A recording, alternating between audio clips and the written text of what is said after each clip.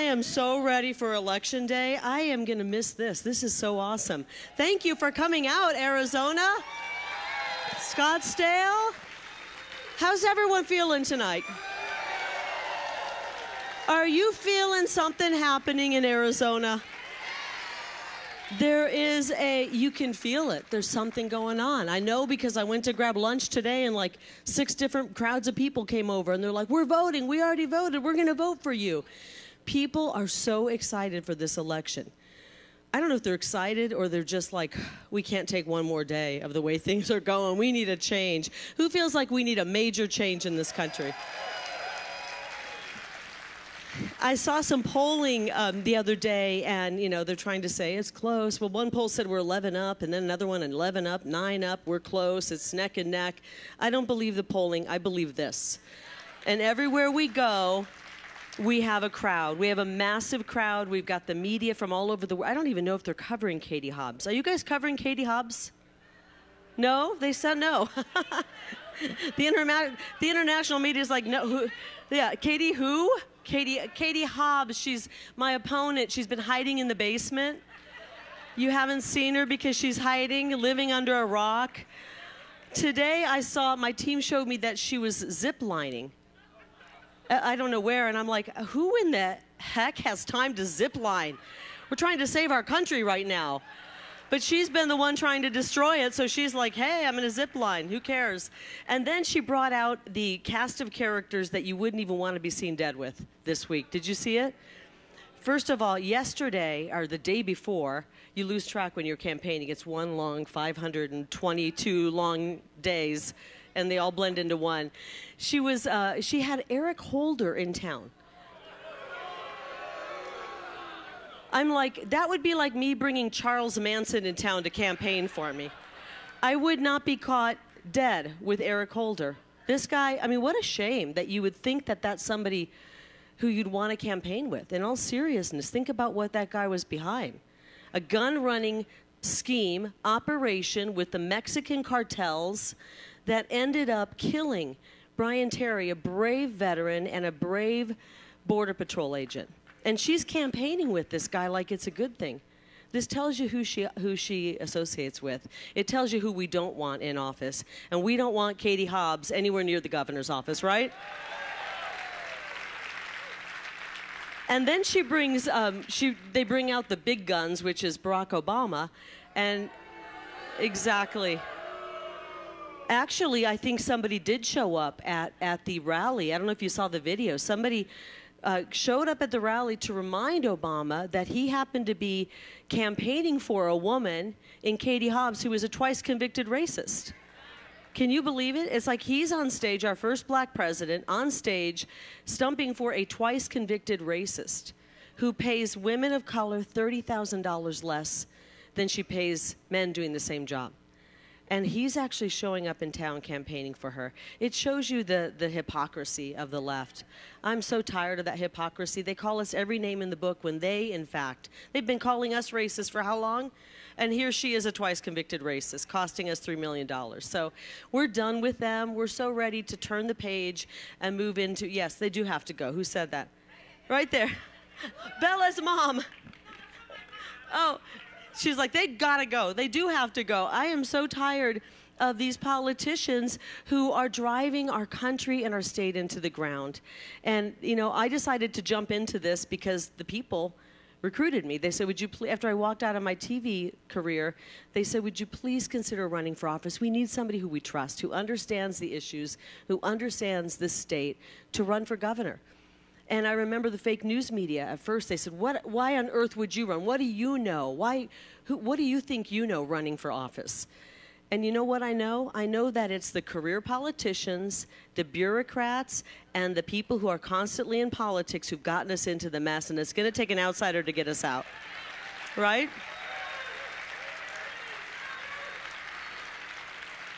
Think about the times we've been in trouble before. And, you know, look when Ronald Reagan came in. Jimmy Carter had delivered him America in an ash heap. We were in bad times, and here comes Ronald Reagan with incredible optimism, a great sense of humor, excellent America First policies, and they worked. He got us out of the mess we were in. and think about President Trump. How many of you miss him right now? Wow, do we miss him? He came in after Barack Obama, and he turned things around. Everyone said, oh, he's making promises he can't keep. There's no way he can do all of this.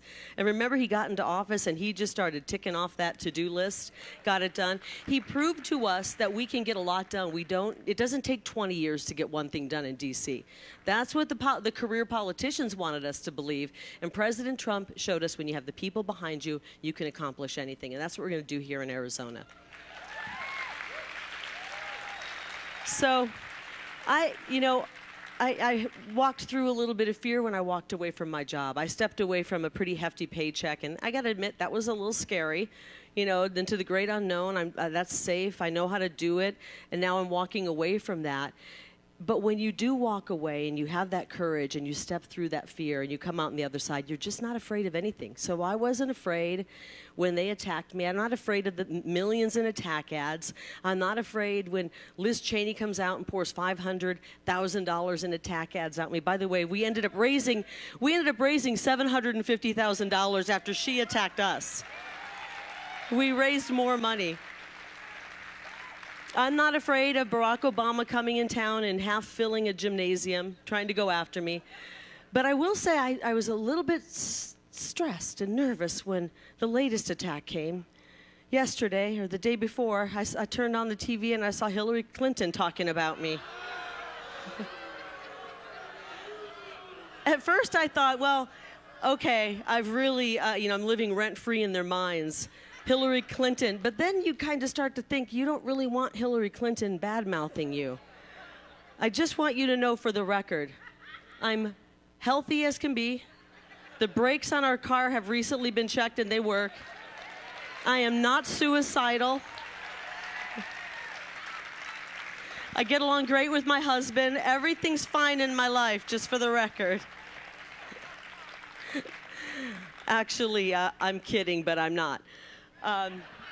So let's talk about what we're going to do here. I mean, if you've been following, how many of you kind of been following politics this last 522 days?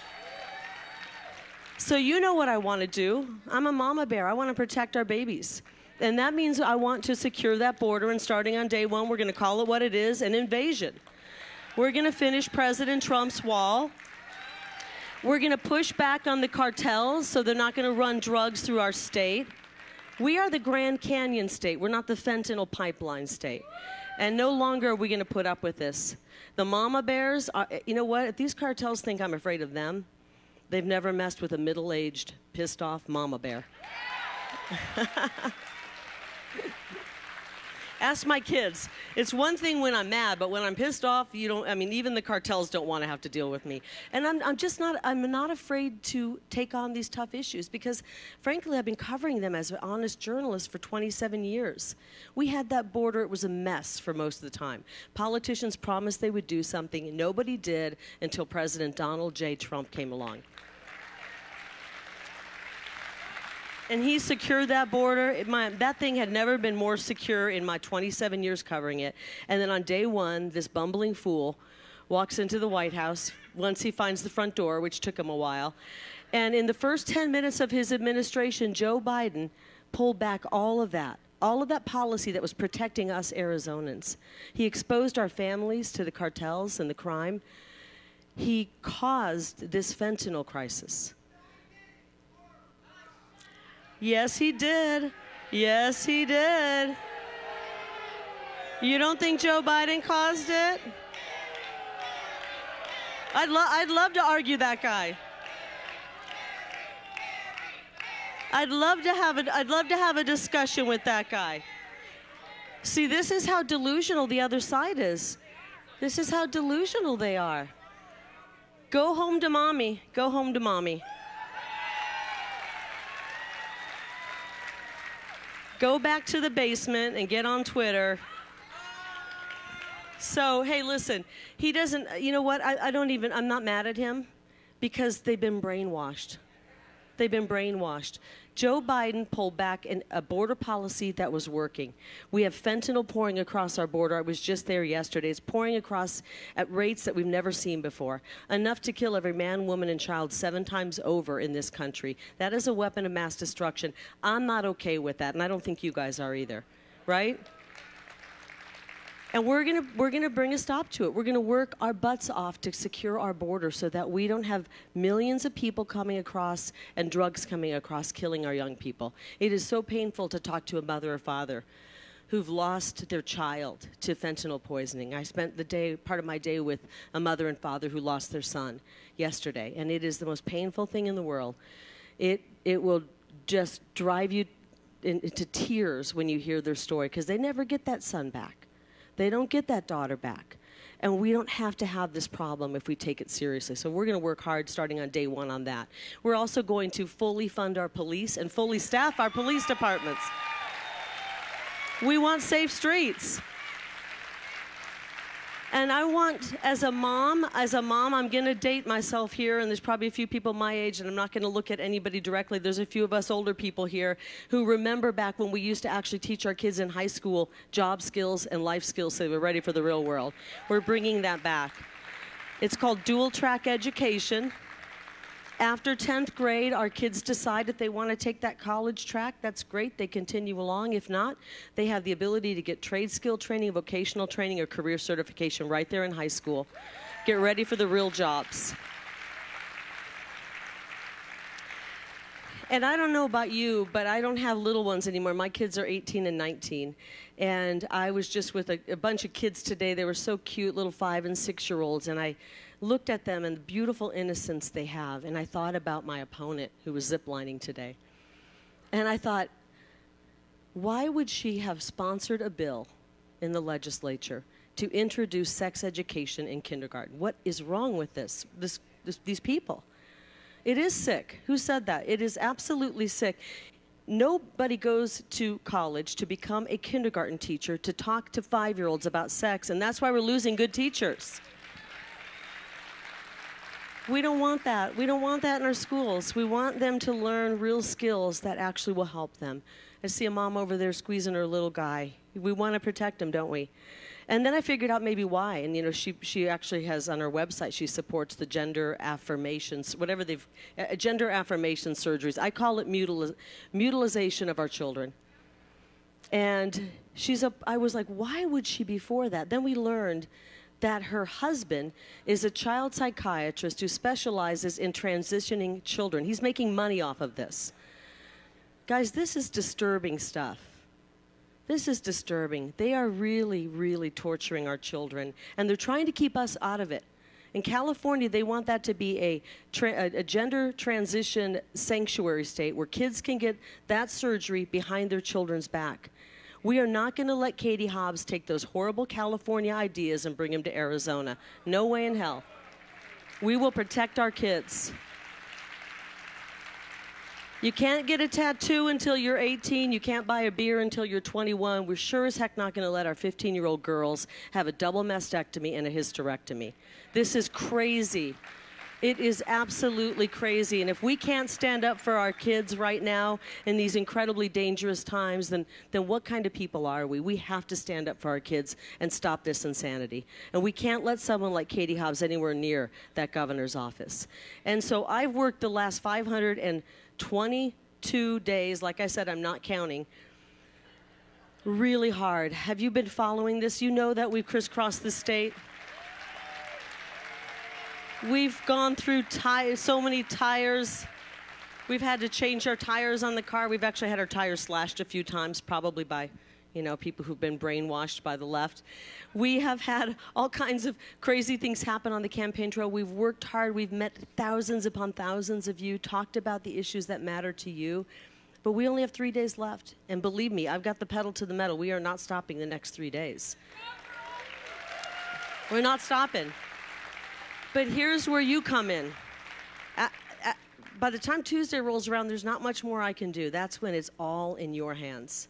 How many of you are willing to get to your phones, look through your contacts, find 5 or 10 people, call them in the next 3 days and find out if they voted, and if they haven't, help them make a plan to vote. Are you willing to do that? Even if you already voted. If you already voted, that's great. Now you got to spend the next 3 days getting people out to vote. Do you have any friends that you think you can convince to vote who might be on the fence? You got somebody on the fence? Call them. Call them right now. Just kidding. No, but we have to find these people. There's a few that are on the fence, or a few that just don't, you know, they're registered, but they're not really into I don't know who they are. We're trying to find them. I feel like everyone's into this election. We got to find a few people, get them to the polls, call them on election day. Did you vote yet? Oh, I'm going to vote at noon. Why don't I pick you up right now? I'll take you there. Make sure they get to the polls. This is going to be all about voter turnout, because most of our support is day of support. That's how we won in the primary. So let's see a show of hands. Who already voted? Okay, great, awesome. The ballots, you already sent it out, right? Who has not voted yet? Day of, awesome. This is what's gonna win for us, guys, but that means we gotta show up. If you have a toothache, show up and vote. If you have a migraine, show up and vote. We can't let anything stop us from voting. Take a little food, take a little water, and get there, because I believe everything's on the line. You know, this is not hyperbole when I say I believe this is the last election. If we don't get it right this time, and we get somebody who is a Marxist like Katie Hobbs, this is communism, what they're pushing. What's going to happen is going to be, I believe, too much to overcome if we have someone like that. We used to love going to California and having a nice getaway. They've ruined it with these liberal policies. That's exactly what she wants to do here. We already have troubles enough, and we can't have more of that. So we got to get out and vote like our lives depend on it. Let me tell you this. I've got 2 kids who are 18 and 19. I told you that. And I'm in this selfishly for them. I want them to have those same opportunities that we had. And that's why we, the people, are going to save this state. Right? My daughter is out here somewhere. She's the most beautiful, precious baby in the whole world. Where are you, Ruby? Hi. Oh, she's so sweet. Just love her to pieces. So, I don't want to get emotional, but I want my daughter to have a great future. And we had such great opportunities. So there's so much on the line right now. And we've got just 3 days left of campaigning, and I don't know what more that we can do as the candidates. I know that you know by now that Mark Fincham is in this for the right reasons. Abe Hamadeh is in this for the right reasons. Blake is in this for the right reasons. I'm in this for the right reasons. And we got to elect the whole Republican slate. When it comes to Secretary of State, we've got a guy running on the Democrat ticket who was a lawyer for the cartels, for goodness sakes. The left won't cover that. The guy that Mark Fincham is running against was a lawyer for the Mexican cartels. And he wants to run our secretary. He wants to be second in line to the governor. That's a scary thought. You've got to vote for Mark Fincham. Abe Hamadeh, if you want me to have success in securing that border on day 1, starting to finish President Trump's wall, pushing back on the cartels, I got to have Abe Hamadeh. That other woman is going to fight us. She's going to sue us because they're really for the cartels. And if we want to have any help coming from D.C., we have to have Blake Masters as our senator.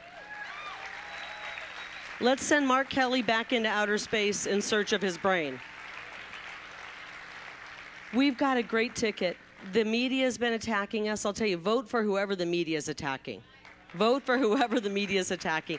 They've been attacking us relentlessly. We've had attack ads coming at us, but I feel like the people have woken up to all that. Are you believing everything you read anymore? Are you believing anything you read anymore? I like to do this for the fake news. How many of you aren't watching the fake news anymore? Did you see this guy? No one's watching you guys.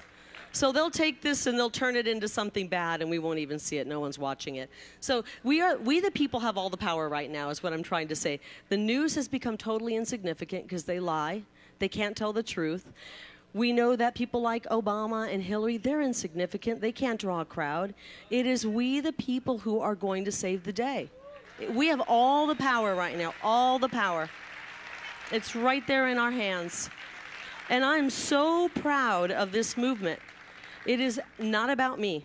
I'm just, you know, God gave me some gifts, and he freed me up, and he gave me the courage to walk away from my job and push me into this. And he only showed me just enough of the road that I could handle seeing at that time. But he put me here with you guys for a reason, to save Arizona. When we save Arizona, then we save the country, right? But we got to save each individual state first, and it all starts with Arizona. This border state is so important. If we let it fall into the hands of an open borders, globalist leftist, the country's gone. We got to get the right people in. That's why we got to vote. So who's ready to go to the polls on Tuesday bright and early?